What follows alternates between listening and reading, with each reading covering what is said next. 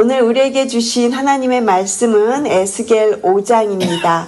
에스겔 5장 1절부터 17절까지의 말씀을 함께 읽겠습니다. 제가 가지고 있는 구약성경 페이지 1155면에 있습니다. 에스겔 5장 전체입니다. 1절부터 17절까지의 말씀을 우리가 모두 함께, 좀 내용이 길긴 하지만 천천히 같이 함께 합독으로 읽겠습니다.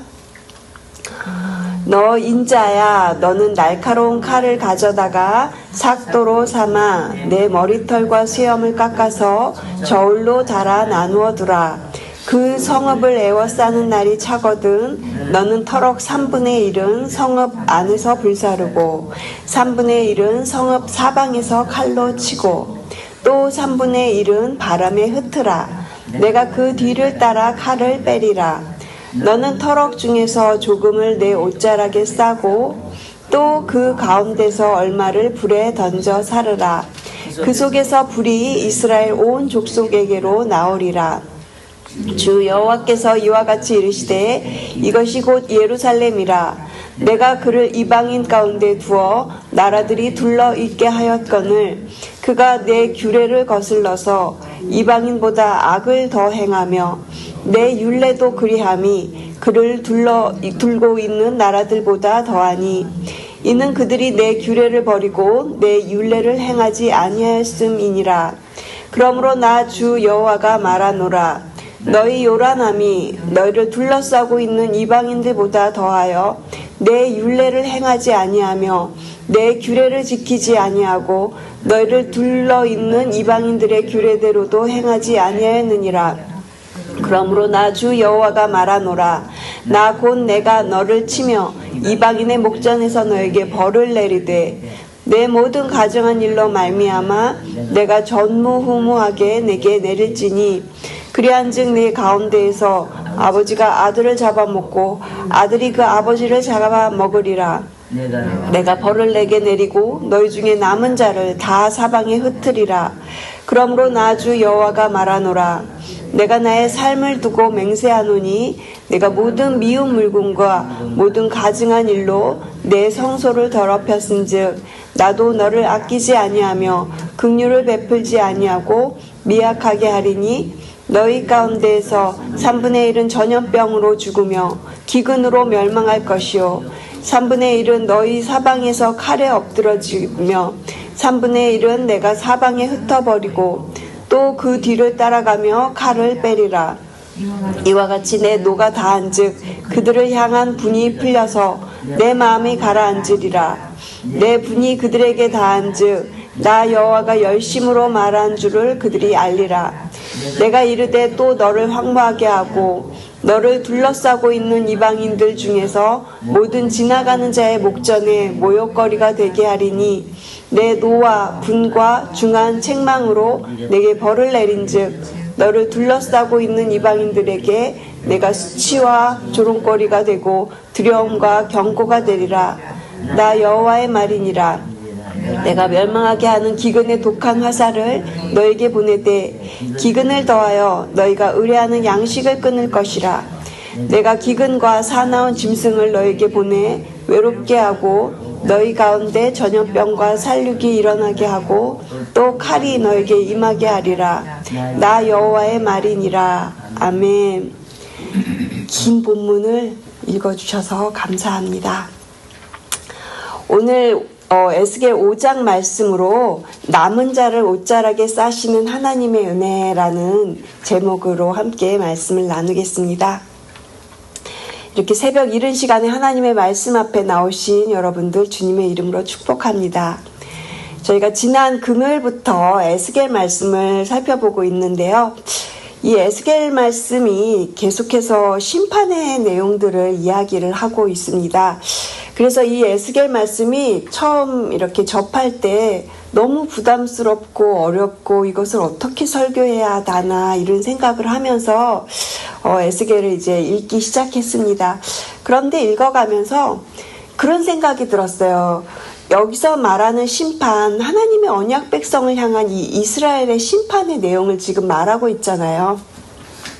그런데 사실 이 심판은 우리의 구원과 이렇게 맞닿아 있습니다. 그러니까 우리는 사실 심판을 생각할 때 동시에 구원을 생각할 수 있는 사람들이에요. 그래서 저는 이 에스겔을 이제 읽으면서 어떤 생각이 드냐면, 하나님께서 이렇게 우리가 에스겔을 볼 때 주님의 그 첫사랑을 다시금 회복해라, 그런 생각이 계속해서 이렇게 들었습니다. 그래서 제가 이 에스겔을 설교를 준비를 하면서 그래, 우리의 그 첫사랑의 회복을 위한 그런 시리즈로 제가 좀 설교를 준비해야 되겠다, 이런 생각을 했습니다. 물론 매주 목요일이기 때문에 이렇게 띄엄띄엄 본문이 나가겠지만, 그래도 어쨌든 계속 저희가 심판의 내용을 다루게 될 거예요. 그런데 이 심판의 내용을 다루면서 이거에 우리한테 어떤 재앙이나 어떤 두려움의 내용이 아니라 우리가 하나님께 더 가까이 나오고죠. 오늘 저녁 찬양 불렀던 것처럼 주께 더 한 걸음 더 가까이 나아가는 그런 첫사랑을 회복할 수 있는 이 에스겔 본문이 되시기를 주님의 이름으로 축복을 드립니다. 저희가 지금 에스겔 5장을 읽었습니다. 이 내용이 참 읽는 것만으로도 너무 마음이 이렇게 무거워지는 그런 내용이에요. 그런데 저희가 이 하나님의 심판이 얼마나 철저하고 무서운 것인지 보여주는 이 본문이기 때문에 그렇죠. 하지만 이 안에는요, 지금 에스겔의 상징적인 행동들이 나오는데, 저희가 어저께 권 목사님 설교를 통해서 에스겔의 그 상징적인 행동 3가지를 살펴보았고요. 오늘은 그 마지막 4번째 상징 행동을 살펴볼 것입니다. 1절을 보시면요, 하나님은 에스겔에게 어떤 명령을 하시냐면, 날카로운 칼을 가져다가 그 삭도를 사용해서 너의 머리털과 수염을 밀어라, 이렇게 말씀을 하세요. 그리고 그것을 저울에 달아서 이렇게 3 부분으로 나누라고 하십니다. 이것이 1절의 내용이죠.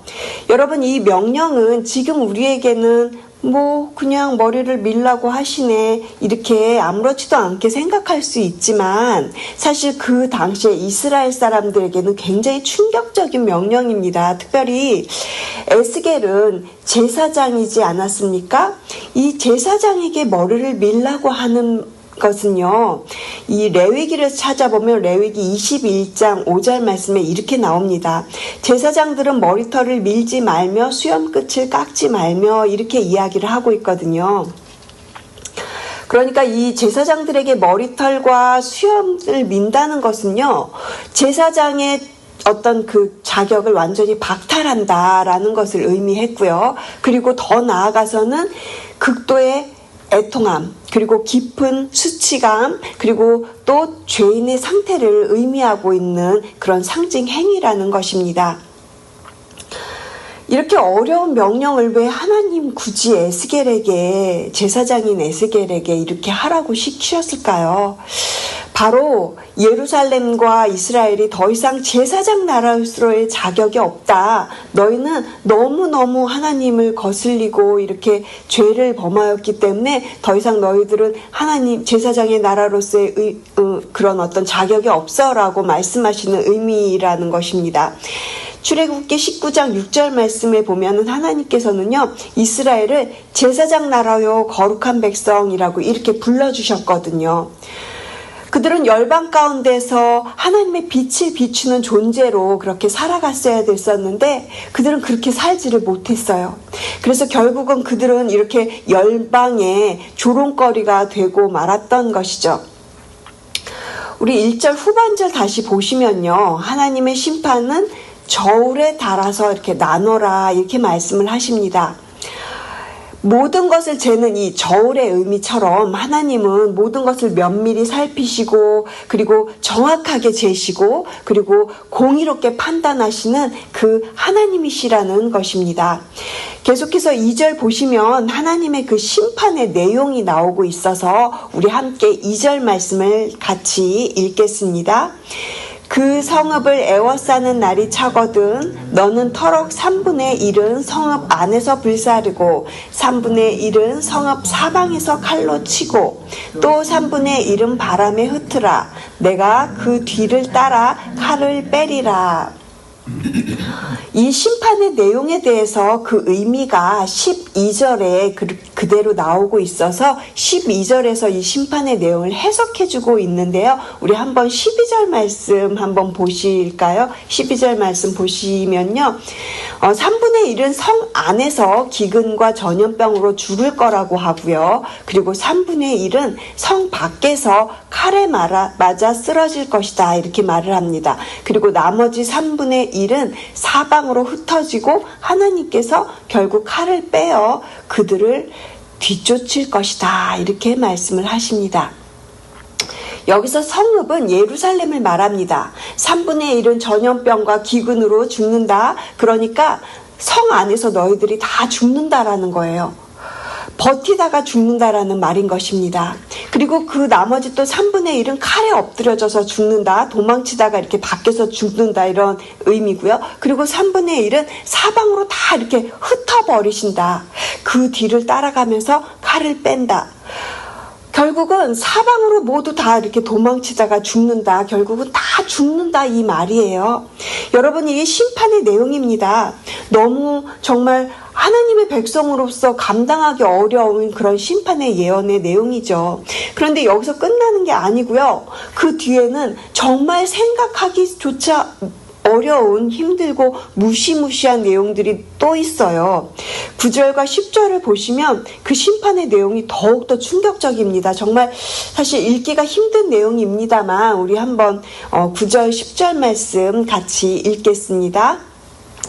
내 모든 가증한 일로 말미암아 내가 전무후무하게 내게 내릴지니 그리한즉 내 가운데서 아버지가 아들을 잡아먹고 아들이 그 아버지를 잡아먹으리라. 내가 너를 내게 벌을 내게 내리고 너희 중에 남은 자를 다 사방에 흩으리라. 여러분, 이것은요 역사상 전무후무한 심판이라는 겁니다.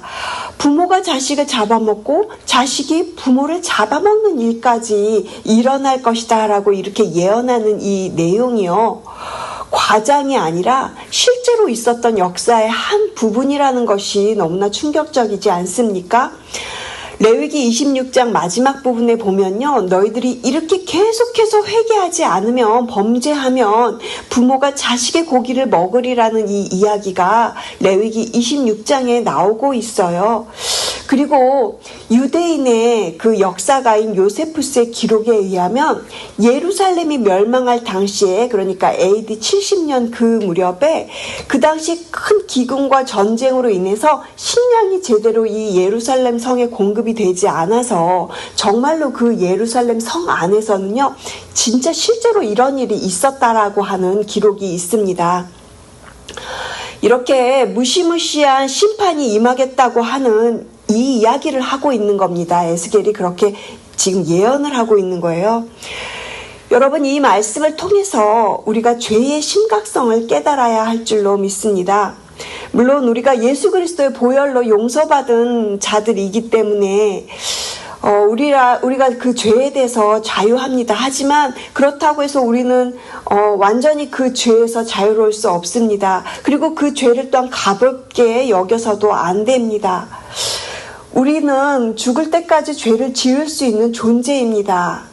하나님께서 우리를 의인이라고 그렇게 싸매주시고 의인이라고 덮어주신 것이지 우리가 죄인이 아닌 것은 아니죠.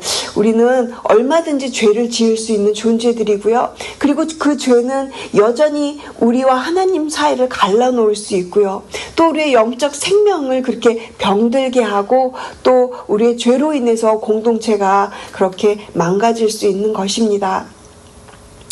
그래서 우리가 구원받은 백성일수록 죄에 대해서 더 민감해져야 하고요. 그렇게 이 에스겔 말씀을 통해서 우리가 철저하게 더욱더 회개로 나아가시는 저와 여러분 되시기를 주님의 이름으로 축복을 드립니다. 하지만 이렇게 저희가 계속 심판의 내용이 나오는데 이 무섭고 심판의 말씀이 끝이 아닙니다. 여기에 복음이 있어요. 3절에 그 내용이 있어서 우리 함께 3절 말씀 같이 읽겠습니다. 너는 터럭 중에서 조금을 내 옷자락에 싸고 모든 것이 다 멸망당한 것 같았는데 하나님은 아주 조금을 남겨두십니다. 그리고 그것을 옷자락에 싸라 이렇게 에스겔에게 명령을 하세요. 여기서 말하는 것은요, 그 하나님의 남은 자들입니다. 여러분, 이 남은 자라고 하는 건 성경에서 굉장히 중요한 사상입니다. 이사야 10장 20절과 21절 말씀에서도요, 이렇게 말씀을 하고 있어요. 남은 자에 대한 이야기인데요. 한번 잘 들어보시기 바랍니다. 남은 자들이 결국 돌아올 것이다 라는 그렇게 약속을 하는 말씀이에요. 이사야 10장 20절 21절 말씀을 제가 읽어드리겠습니다. 그날에 이스라엘의 남은 자와 야곱 족속의 피난한 자들이 다시는 자기를 친 자를 의지하지 아니하고 이스라엘의 거룩하신 이 하나님 여호와를 진실하게 의지하리니 남은 자 곧 야곱의 남은 자가 능하신 하나님께로 돌아올 것이라. 아멘. 남은 자가 돌아올 것이라는 하나님의 약속의 말씀이시죠. 능하신 하나님께로 남은 자들은 분명히 돌아올 것이다. 전능하신 하나님을 진실하게 의지하는 자들은 하나님의 품으로 다시 돌아올 것이다. 이렇게 약속을 하고 계십니다. 여러분, 이것이 하나님의 남겨두신 은혜입니다. 분명히 다 죽을 것 같았어요. 다 불에 타고 다 칼로 치고 전부 다 날아가고 흩어진 것 같은데, 그런데 거기에는 하나님의 남겨두신 자들이 있었다라는 것입니다. 그러니까 에스겔 5장 3절에서는요, 터럭 중에서 조금을 내 옷자락에 싸라는 것은요, 이것은 하나님의 극진한 보호와 사랑을 의미합니다.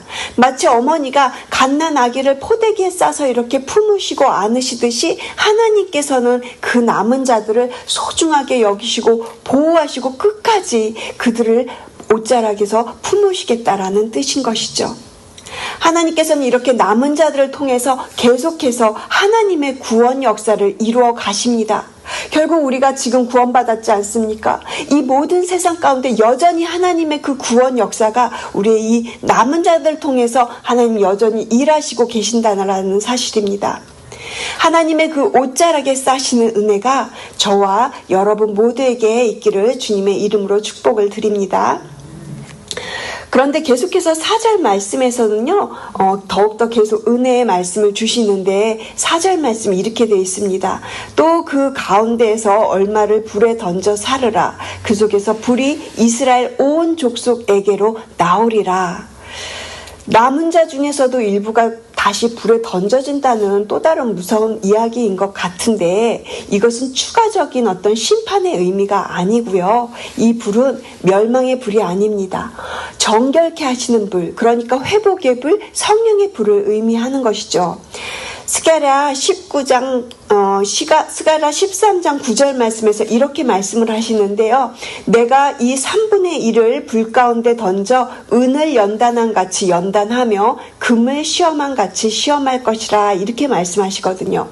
그러니까 이 남은 자들이 겪는 고난과 시련은 그들을 더욱 순수하게 만들고 그들의 믿음을 더욱더 견고하게 만든다라는 것입니다. 그리고 그 남은 자들을 통해서 하나님의 구원 역사가 이스라엘 온 족속에게로 퍼져나갑니다. 그러니까 이 터럭 중에서 조금 남은 자가요, 전 이스라엘 전체를 다시 살리는 생명의 불씨가 되는 것이죠. 이렇게 남은 자를 통해서 이어가시는 하나님의 구원 역사를 우리가 생각해 볼 수 있는 것이죠. 사랑하는 성도 여러분, 지금 우리의 시대가 어떻습니까? 세상은 점점 더 하나님을 멀리하고요. 그리고 우리는 점점 더 개인주의적인 사람들이 되어가고 있습니다. 이런 시대에 하나님께서는 우리를 남은 자로 부르고 계십니다. 그 남은 자가 많지 않습니다. 터럭 중에서 조금, 아주 조금인 겁니다. 그러니까 3분의 1은 이렇게 흘려보내고 3분의 1은 칼로 치고 3분의 1은 흩어버리고 그 중에 아주 조금 남은 거예요. 그거를 품에 옷자락에 싸라고 하신 거예요. 그러니까요, 이것은요, 하나님의 옷자락에 싸시는 아주 소중하게 여기는 아주 조금의 남은 자들이라는 것입니다. 이 남은 자는요, 세상의 흐름에 거슬려 이렇게 살아갑니다.